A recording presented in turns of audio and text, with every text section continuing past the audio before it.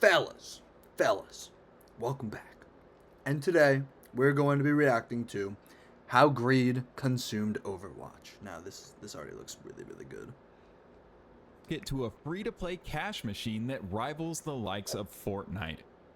Overwatch isn't the same game it used to be, and I feel like we need to talk about it. But before we get into the video, I have to say something first. Yes, Overwatch has to make money. I fully understand that. I want it to make money. I want the game to be as great as it can be, and the only way it can do that is by... They do not need to make this much money. I promise. Activision has plenty. Insanely profitable. We won't ever get the Overwatch animated TV show we all want if the game's not a money printer. And making content on this game has... I haven't gotten the animation I've wanted for since 2018. To become a full-time content creator. I will always owe Overwatch that. The devs also don't have any control over a lot of these changes. I'm not pointing my finger at any individual person. I'm pointing my finger at Blizzard, the company, and, well, now I guess also Microsoft. However, whenever you lay out Activision, the list of things I'm about to go over, it's clear that Overwatch just isn't the same anymore. Wiping out the original Overwatch 1 just to force you into a heavily monetized sequel client was one of the most anti-consumer moves in... The most evil thing that Activision could have possibly done. That is genuinely why I resent the game to this day, is this exact reason right here, and solely just this reason right here.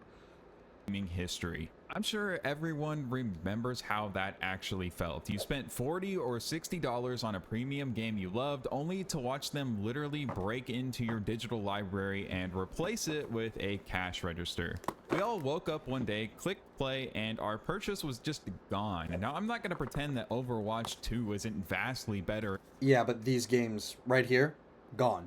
These ones right here, gone. It's a fantastic argument.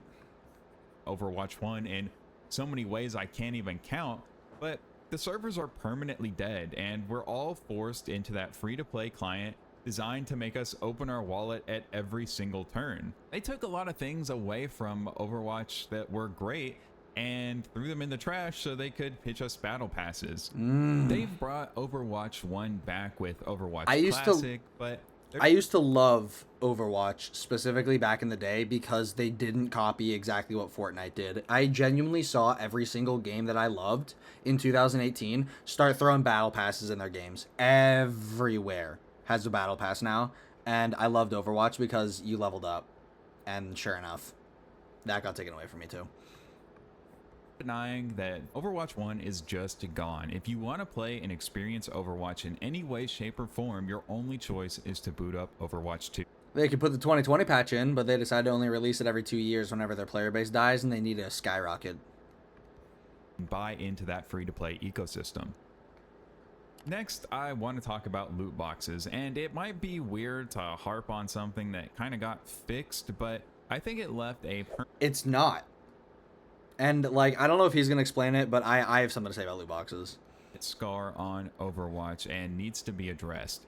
When the original client vanished, it also dragged Overwatch's most generous and ironically missed progression system straight to the grave. Everyone used to complain about loot boxes, but the moment that they were gone, everyone realized that they had been kind of living in a golden era of passive rewards. In the original game, you got a standard loot box. The borders, fellas. The borders, how about? Those borders, the silver, the gold, the stars, used to mean something more than just picking a hero, you know? You could easily walk away from an Overwatch session with a ton of loot boxes. Loot boxes were free, easy to get, and consistently easy to get. Every single cosmetic, for the most part, ever introduced to Overwatch 1 was absolutely free. Now, I think everyone can agree that's not sustainable, obviously. You can't just pump out content forever because... Why not? If you're going to sell copies of the game, why not? Makes no sense. Makes no sense. That standard of live service only started becoming the demand because it worked that one time. and now it's been failing ever since, and now they're running behind because it's all failing. Because no one wants all the fucking battle passes, dude. We can't afford to have every single one. This is Editor Ty here. I just figured I'd go ahead and tell a story here. Elite Gold's Keegan used to get the Call of Duty Battle Pass and the Fortnite Battle Pass, and he genuinely had to spend all of his off time other than work and lose sleep just to maximize those two battle passes. Imagine doing 3 battle passes, dude. That guy was losing sleep just to get 2 done, and he's one of the best gamers I know. So, NHL has a battle pass, Madden has a battle pass, Battlefield has a battle pass, Fortnite has a battle pass, Overwatch has a battle pass. Okay? We can't all buy 5 battle passes. We can't buy all of these different games battle passes. So if they all do that same system, it's going to fail. That's why there's this demand for all this money, because it worked for Fortnite and now it's not working for anyone. So that's why it's all failing. They're assuming we can get every single one. We can't. We have to pick one, and that's why it's failing. I don't own more than 1 battle pass at a time because you don't have the time, you don't have the money. It's stupid. So no one expects Overwatch to pump out infinite free skins forever without anyone having to fork over any extra money for the game. But this change from going from free infinite loot boxes to the system we have now is one of the biggest monetization changes in Overwatch's history, and this video would be incomplete without including it here. So once Overwatch 1 became Overwatch 2, loot boxes were removed, and then later they were added back in Season 15. Arguably, the loot boxes we have now are even better. They're transparent, you can't buy them, you only get them through gameplay. They're transparent. I don't like that. You know why? Because the animation's different, meaning it's different. They changed something. They made it different. And what else I don't like is that they display the odds of loot boxes. As soon as you start displaying the odds, I don't believe it. I don't I just don't buy it. You know why? Because they didn't explain the odds on the old game because no one had any questions about it. The only reason to put the odds on there is because people are going to question a system that they can feel is not legit. Yeah, there's a rigged system, or else they wouldn't even display all that shit at all. If it was totally fair, then they wouldn't have to do that. You know what I mean? They put the odds on there because they legally have to, but they're lying. So, I don't know. Believe what you want, fellas, but I don't know. And they have all sorts of paid skins that eventually get added to the loot box pool, meaning you don't have to pay money to possibly eventually get a skin you wanted that was once in the shop. But them adding loot boxes back to Overwatch was kind of a quiet admission that their aggressive free-to-play models strip the joy out of the game. Right now, progression is still an issue in Overwatch, and loot boxes were really the only way to progress in Overwatch 1, so when they were removed, replaced with a battle pass that ends eventually, there was really... I haven't played a battle pass. I don't think I've clicked on the battle pass tab or even scrolled over to the battle pass tab in history of the game. I haven't claimed rewards. I haven't done anything at all on the battle pass tab in the entirety of its existence. Progression to be had in the game. And while loot boxes now I think are very fair, you can't buy them like I said, and they are probably better than the original loot boxes, this generosity... They're not, and maybe it's because I just don't have them as frequently, but they feel evil. Like, I just don't trust it. That's what Activision always does. They always do that shit. They used to not be like that. I just played a round of Black Ops 3 Zombies, and, like, that's prime Activision. There's no reason that Overwatch should be, like, monetized this insanely and ran this terribly, you know? Existed in Overwatch 1 is definitely gone from Overwatch 2, and even if you want to argue that it's been added back with the new loot boxes, there's still this big error that happened that didn't need to happen where they removed them. But deleting the loot boxes was just the first step in the hyper-aggressive monetization plan that Overwatch 2 launched with. Did you know that gamers and tech enthusiasts like you... Thankfully, literally everyone was completely united on this. Gating brand new heroes behind the battle pass levels was an absolute disaster that tore the heart out of the competitive experience. Genuinely. I'm making a big exclamation point to never forget about this. That was horrible. That was like that was the first impression I had of Overwatch 2. So you can understand why I hate everything about what this new development team has done, because they literally came into Overwatch with this mindset. They have no idea how to work this game. Not a clue. So it rubbed me the really, really the wrong way when this was the thing, and it took 2 seasons for them to take it out. 2 seasons. The first 2 seasons, by the way. Around counter picking. If the enemy team is running a composition that rolls you, you swap characters. It used to not be like that, though, because you still had to perform well to counter the heroes, which now you don't, because you can just do nothing and get value. So it's a skill issue with the new development. Dumbing it down for 5v5 in an attempt to make all of these changes look good, because now there's still demand for 6v6. Everyone wants 6v6, and we have characters designed for 5v5, maps designed for 5v5, and they're just not done with the integrity of the old development team, because Activision brought in people that have no idea how to balance a multiplayer shooter, but want to draw sexy women skins or want to do whatever, and they want to monetize the shit out of it. Whatever they're doing, it's evil. Because I've been here for the last 7-8 straight years, and like one day you snap your fingers and every single thing in Overwatch was unrecognizable, including the community. So I don't know, but Suddenly your ability to counterpick was locked behind a paywall. If you paid real money for the premium pass, you got immediate So access evil. to powerful new characters like Kiriko, Lifeweaver, or Ramatra. Well, maybe Lifeweaver wasn't ever powerful, but you get my point. If you didn't pay up, you were left in the dust, playing at a massive disadvantage while trying to catch up. You were forced to grind all the way to tier 55 on the free track just to unlock day 1 access to new heroes. You had to spend weeks grinding matches just to get to a level playing field with the rest of the community, all while dealing with characters that were notoriously overpowered at launch. And yes, it's another system that Overwatch 2 launched with that was awful, removed, reverted, or added back. Another mistake that was cleaned up. But I think you'll come to understand that the point of this video is not that Overwatch has stopped trying to squeeze money out of your wallet, it's that they stopped doing it in ways that felt like mistakes.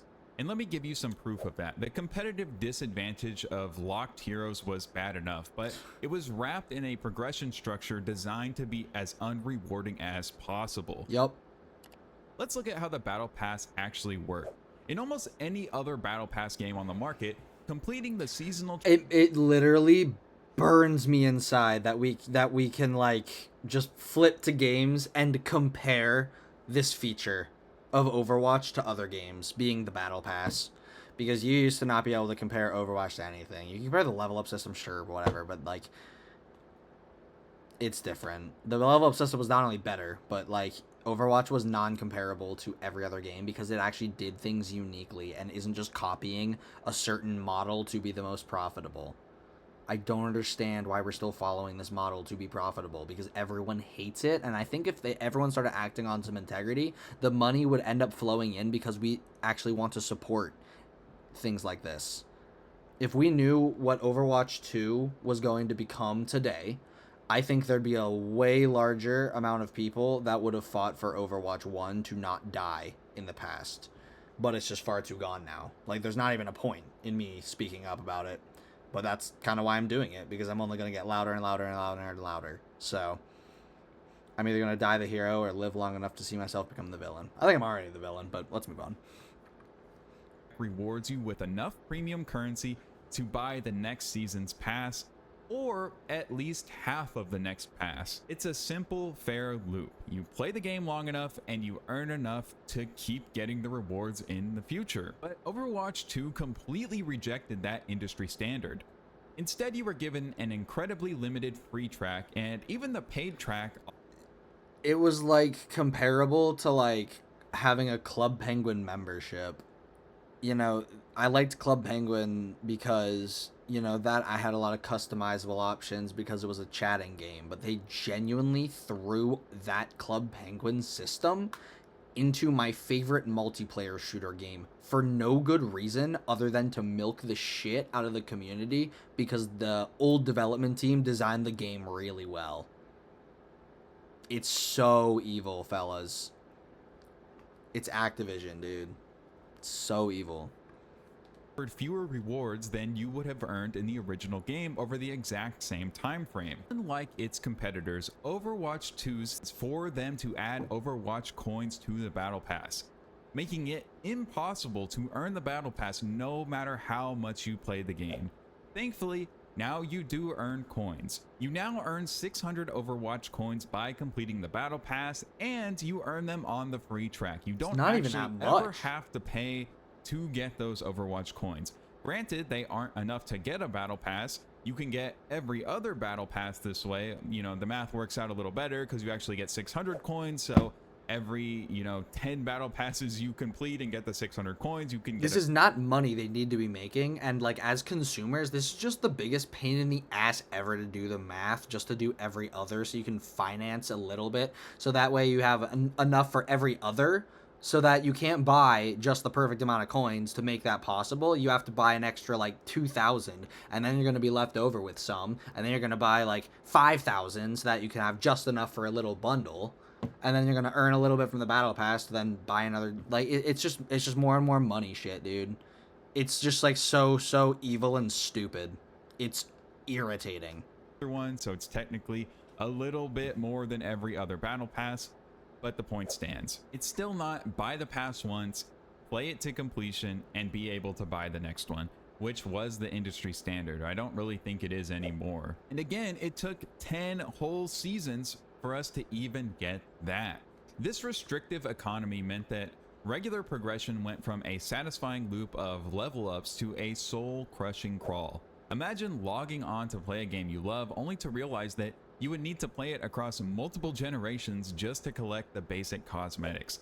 The sheer scale of the new progression grind is almost comical. Everyone's favorite loop of leveling up, getting rewards, and feeling a sense of progression was replaced by a slow, tedious battle pass that mostly hands out mediocre items you'll never actually use. I could not tell you why the devs are wasting development. More than 90% of the tiers are genuinely just there because they need to have something there. You won't use any of it. There's probably like 3 skins and you won't use any of them. Maybe you'll use the end one because that's what you paid for, but like it's really cooked, like really cooked. Most people use the achievement sprays too, so making souvenirs in 2026, I literally never see anyone use them. I might use them more than any person I know. I probably am in the 1% of souvenir users just because I like to throw out Panipi Pizzi sometimes. Who knows how long, if it's even possible, I don't think it is, to unlock every available cosmetic in Overwatch as a free-to-play player. I think last time this was calculated, it was something like 248 years of active in-game playtime, and that was when Overwatch 2 launched. God only knows how long, if it's even possible. Dude, I mean, are they expecting players to play for the rest of their lives? Is that what they're expecting, or is that what they're banking on? Because, like, at that point, like, I mean, the average player is probably going to play, what, like, 4 years at most? You know? Like, I don't know, dude. It's just, like, I mean, and there's so much competition on the market, like, most people from the outside perspective, at least from my perspective, if I didn't already like Overwatch before, I would just despise this game. In fact, I loved this game before, and I despised this game for the longest time because it was doing this bullshit. Here's behind a battle pass, I quit immediately. And the game still hasn't recovered from it. I mean, it still feels like not old Overwatch, and all I want is old Overwatch again. So, whatever. It would take you to unlock every single thing in Overwatch as a free-to-play player. And if you thought you could bypass this endless grind by working hard on your weekly challenges, you would be sorely mistaken. You log on every single week, queue up for matches, and sweat through every single challenge on your list. You put in the hours, check off every objective, and look at your reward, only to realize you've been given a literal handful of pocket change. Completing weekly challenges gives you Battle Pass XP, and completing one of them gives you 150 Overwatch credits. Not coins, credits. Finishing the Battle Pass faster is great because lots of people don't have time to grind Overwatch for eternity to finish the Battle Pass, because frankly it takes a long time, especially if you want to get the titles at the end of the Battle Pass. Those are almost impossible to get if you have a job, okay? If you wanted to unlock everything as a completely free-to-play player under this system, even if you just only got the stuff that was available with legacy credits, you would have to complete some 12,000 weekly challenges. Well, it's also a system where now they have so much stuff, it's never possible to have a full collection. There are no full collections. There are zero. So no matter what, every single person has a little bit of FOMO for what they don't have and what other people have, no matter what. And that's the entire point of it. And the system is behind really expensive walls, and battle pass rewards, and they like dangle puppet string like loot boxes in front of you to give you nothing. I think they're built just like slot machines. I think your account is going to open loot boxes and you're going to get a big hit right whenever you need one, you know? So take with this what you will, fellas, but if they're manipulating that stuff, why wouldn't they be manipulating the matchmaking to do the exact same thing? Because I feel like they have. Remember skill-based matchmaking in Call of Duty? Like, obviously Activision owns Call of Duty, and I think they implemented the same thing in Overwatch because the games feel terrible. The rank skill definition is like so minimized, and the heroes are broken. The competitive scene is all over the place. The entire health and integrity of the game is completely gone. So why wouldn't they keep you in addiction cycle? You should do the math on the win percentages and the pick percentages. Take some sample sizes and roll out the averages. It's crazy the numbers you get.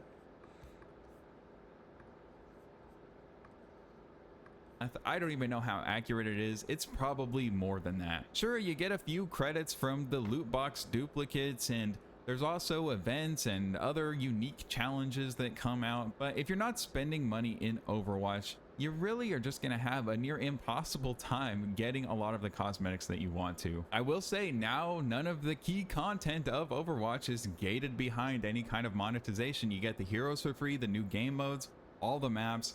You don't have to pay for any of the actual gameplay content. But you didn't have to do that for the regular game. You paid $40, I guess, for that, plus all the cosmetics. But, like, you get to play the game for free, and you get to do genuinely, like, you get $40. Not even $40, because the old game was $40. That included all the skins. So you're probably getting, what, $20 gameplay at free value, and everything else at max value.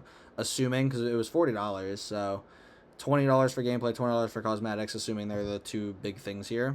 They took $20 of the gameplay, made that free, and then took the other $20 of the cosmetics and multiplied that by like 750,000 or more.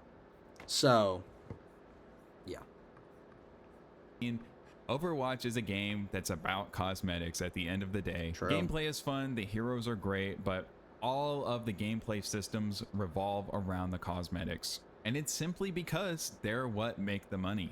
It's what the player base would tolerate being monetized and would pay for. But thankfully, you don't have to pay for these videos. You get to watch them for free. So if you're enjoying this video, please consider liking and subscribing. It would mean the world to me, and I would really appreciate it as we close in on 100,000 subscribers. Thank you guys so much, and back to the video.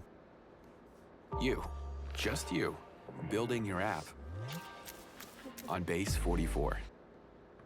Okay, but now it's time we talk about the absolutely astronomical pricing waiting for you in the shop. A single legendary skin in the shop is currently priced at 1,900 coins, meaning a player can only buy 3 skins for the full price of a video game. Well, maybe video games cost $70 now, but when games were $60, you could get 3 skins in Overwatch or a brand new game.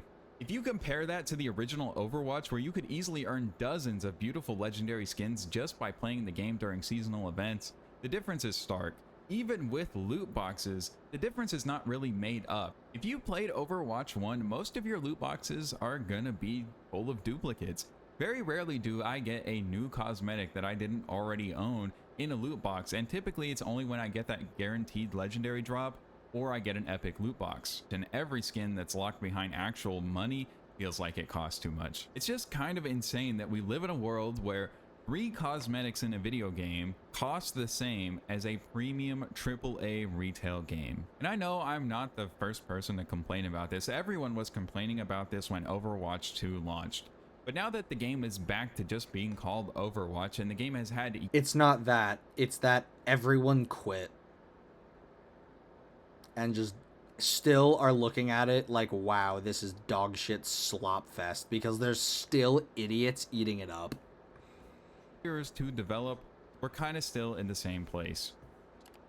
If you're I'm kind of one of the idiots, but I'm just on the addiction cycle of I miss the old game. I managed to get out of it, but now I'm back in it.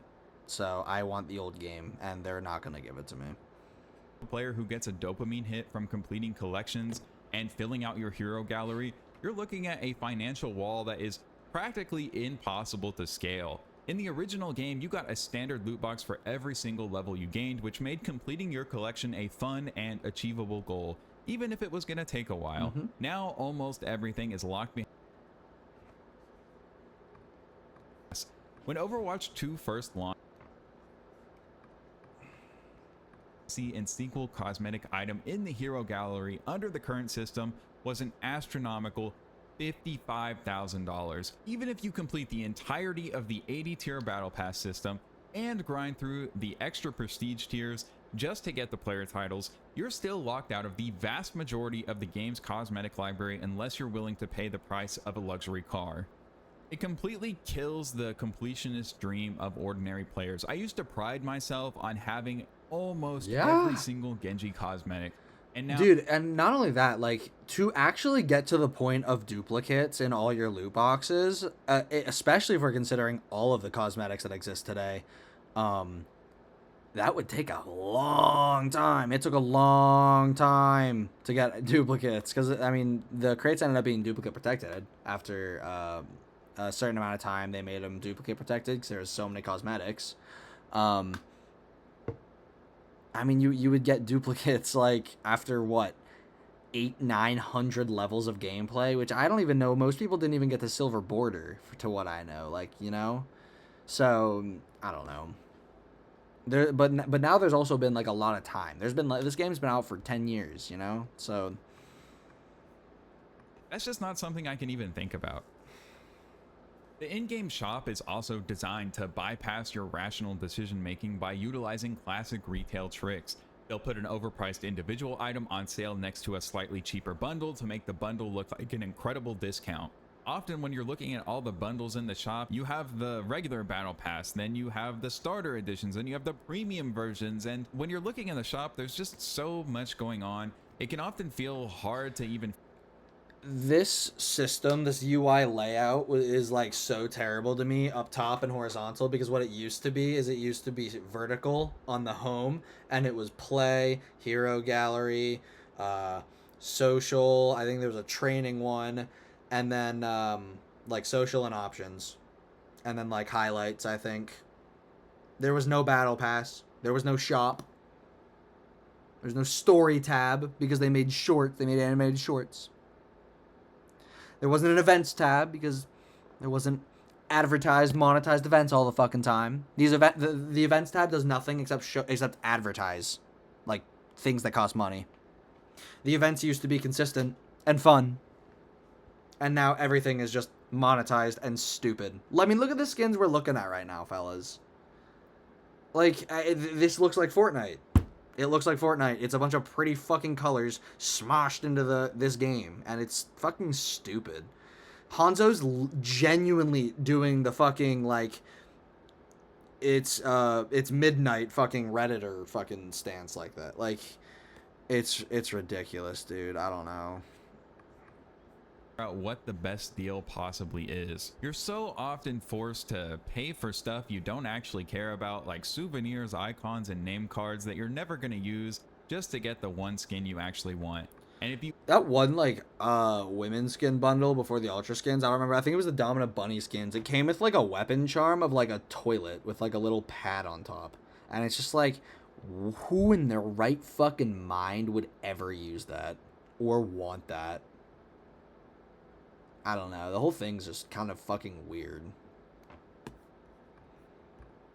only want one skin out of a bundle, they're gonna make sure that you pay for that. Every game that is a free-to-play game does this. It's not just Overwatch. All of retail, anybody selling something is using these same predatory practices, these same slight psychological manipulations to get you to spend more money. But it just feels so bad to think about how Overwatch used to be and compare it to what it is now. And this predatory pricing just shows up so perfectly in the battle pass. The fact that you get 600 coins for free and not 500, not half the amount you would need for a battle pass, but just a little bit over, so you have just a little bit of Overwatch coins that you could possibly spend on something. Oh, but you're not quite there to getting the skin that you want, so you have to fork over more money to actually close the distance. It's just, I love it when YouTubers like say exactly what I said, like after I say it. that every single instance of this game's monetization has been designed to perfectly wring as much money as possible out of your wallet without making you want to quit the game. And anything that did make you want to quit the game has been removed or added back. Loot boxes were brought back, Overwatch coins were added to the battle pass, heroes were removed from. The only thing that can make you want to quit is if the game's trash, and it's really unbalanced right now. But the reason you don't want to quit or notice that is because they control the matchmaking system to keep you in a cycle where you don't feel like you're doing bad enough to where you ever want to quit. They'll give you a free win here and there. They'll give you an easy game. They'll throw you a freebie so that you feel like you're still good, and they keep you in addiction cycle. That's how it works, fellas. Look more into it now that I said that. Really, it all makes sense. Pass and just given away for free. All the stuff that might actually cause someone to quit Overwatch 2 has been added back, changed, or removed, but all the other ways that they could find to make money have been thrown in tenfold. When you think about it, it's really no surprise that Overwatch 2 had such a disastrous launch and it took so long for Overwatch to be back in the spotlight. Like I said at the start of this video, Overwatch 2 is certainly a better game than Overwatch 1, but when you stack all of these things up, it really There is absolutely no way Overwatch 2 is a better game than Overwatch 1. Not even close. Not even a little bit. Not even close. The entire ecosystem wasn't designed for you at all, but for a very specific type of target.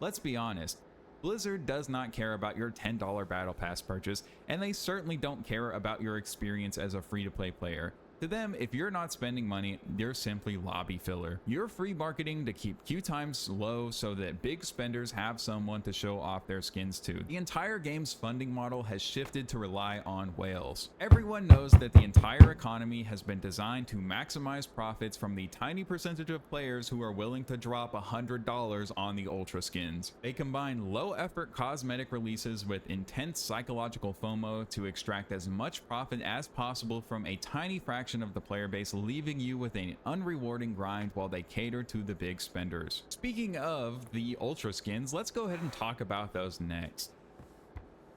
Ultra skins are exclusive shop cosmetics positioned right between legendary and mythic, designed to completely transform a hero with custom weapon reloads, unique elimination visual effects, new sound effects, and a dedicated kill effect. Any special effects that would have gone into a skin and been a legendary will no longer go onto those legendaries. I can guarantee you that. They will now all be shoved into the ultra skin category. Blizzard has already said as well that future ultra skins aren't guaranteed to include those, And they're even more expensive. Imagine that. or sound effects. They might include other things as well. The landscape is completely open for them to use these ultra skins to shill new effects and features any way that they want to. It's just a clear sign that the monetization shifts are far from over and that they'll continue to find new ways to push the boundaries of cosmetic pricing. And I brought up the mythic skins, so let's go ahead and talk about those as well. Even when they introduced highly desirable, customizable mythic skins, Blizzard managed to turn that feature into a complex currency trap. Let's look at how this system actually works. They added a new currency called Mythic Prisms. You can earn 80 prisms by purchasing and completing the Premium Battle Pass, which is exactly enough to unlock a mythic skin. But if you want to unlock things like the shiny gilded aspects, you are completely out of luck unless you buy more or grind the next Battle Pass. Everybody knows that the prisms are straight up a scam as well. They are insanely priced. You're forced to buy them at a rate of about $1 per prism. You can't even buy gilded aspects unless you have a fully upgraded skin.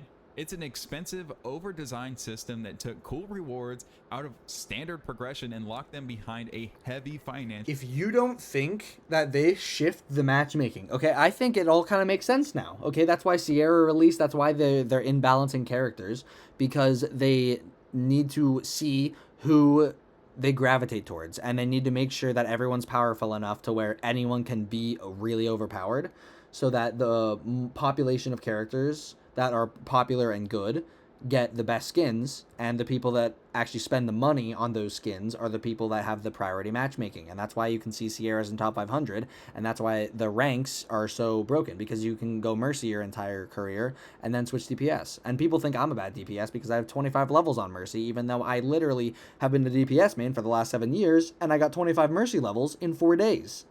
So everything is fucked up, and the scoreboard needs to go, dude. There's no point in showing your stats to other people. It causes nothing but toxicity problems and blaming constantly. The medal system was really honorable, and you could see your stats. You would only focus on your performance and stop focusing on your team all the time. And also, like, the power creep has come to a point where Overwatch is now genuinely more about kills than objective. You get more value by just spam killing the enemy team to get a bigger number on your profile than you do sitting on the objective. At least you do socially, because if you sit on objective all game instead of healing and helping your overextended tanks, and you're just alone on payload, then you're going to get flamed next round because you have the smallest numbers. So, take with this what you will, fellas. But this game has a slew of problems that all started when Activision bought the fucking company. It's Activision. Thankfully, most people probably don't play every single hero, so you probably don't feel the pull to buy every single mythic skin. And you can't, frankly, unless you're super wealthy. It's just not gonna happen. And now multiple mythic skins come out a season, mythic weapons come out as well, and they all cost the same currency, and you still only get 80 prisms from a battle pass. But I saved perhaps the most offensive pricing stunt for last, and it doesn't even involve a cosmetic. Overwatch 2's entire existence was justified a massive replayable PvE. We don't need to go over this again. I understand this, yeah. But, yeah. They lied. Basically, Activision bought the company, and now they have skill-based matchmaking implemented that keeps players in addiction cycle, whether that comes from more damage-free lobbies, bot players, and the community is all fighting with each other because there's big disagreements over who wants what and things that exist that are controversial to cause more arguments, and they literally display all of the stats publicly to everybody so that you can argue about them in-game. Meanwhile, your career stats can be locked behind private profiles, showing some stats in-game. I say some stats because you can't see objective time or objective kills, so if someone's overextending and dying, you can't tell. And showing the in-game stats of players, while those same players being able to lock their career stats behind a private profile is terrible for consistency and terrible for the health of the game community. So that you focus more on your team stats instead of your own. You ever hear the guy in team chat? Is he ever looking at the stats and says, I'm doing so bad, I need to do better? No. He's always in chat blaming someone else. If he's a tank, he's blaming the healers. If he's a healer, he's blaming the tanks. If he's a DPS, he's blaming either one. Whoever has the least amount of stats. And if you, God forbid, you have the least elims on the game and you're not a healer. If that ever happens, you are getting thrashed. Even if you were a sniper for the entire first 2 points and did good because your headshot accuracy is like 66%. That's pretty good. But since you have less elims and you swapped soldier by the end of it, everyone says you're throwing because they look at your small number. It's like degeneracy. That just needs to be removed. It doesn't do any good at all. The only thing it does is give your brain more satisfaction to blame, and you can look at that person who is a real robot who Activision put on your team because of the controlled matchmaking systems that prioritize people that spend money. It makes sense. You're like, oh, you get mad at that guy and blame it on him, and then you just go again after blaming him, even though it was literally a robot that threw the game for you. And people just don't see this system in the matchmaking. But I take the sample sizes and I average them out. They're insane. So, Activision's an evil company, fellas. Do not give them any of your money. Do not give them any of your trust, more or less. That's what I should be saying. Do not trust these big companies. They genuinely would just want your money. If you were to shake the CEO on the hand, and instead you just gave him your wallet, he would just turn around and walk away. He has nothing more to say or speak to you about. It's not human emotion. It's cash money dollar. It's numbers. And it's time we stopped being such slaves to big numbers. Bigger number does not always mean better, fellas. And that black and white shallow thinking is poison to humanity as a whole. So, burn Activision. We gotta get rid of them. But I'll see you fellas on stream. Peace out.